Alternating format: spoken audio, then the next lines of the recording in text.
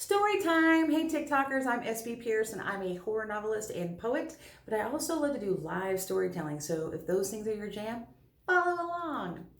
Now, back when I was in college, I went to school full time and I also had to work full time.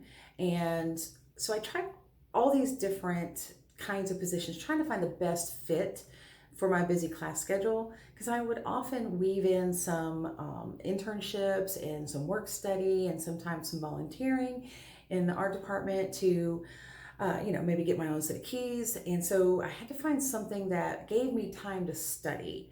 And I took a chance on taking this midnight shift job at a 24-hour convenience store.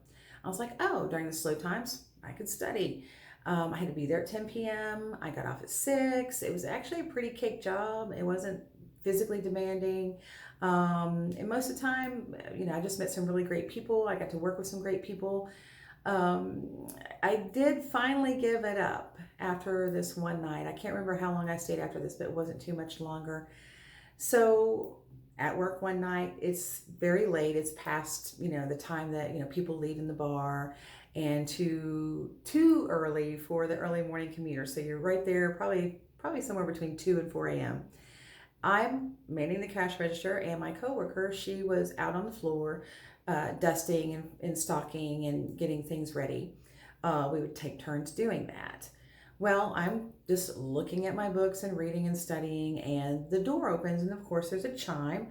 And I look up to see a man wearing a hockey mask.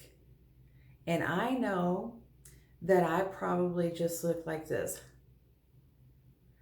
And he looked at me, and then he looked at her, and then he looked back at me, and he looked back at her, and he looked back at me, and he flipped up his hockey mask, and he goes, "Do you have any Vibrant?" Y'all, I have no filter. I wasn't angry. I was scared out of my mind. And I just looked at him and said, "I don't think you need any." And he just kind of, ha ha ha. And he came up to the counter and he got like some gum and some, he needed a pack of cigarettes and of course the Vibrant. And I ring him up and I'm just still kind of like shocked, silent. I'm just like, get this guy out of here.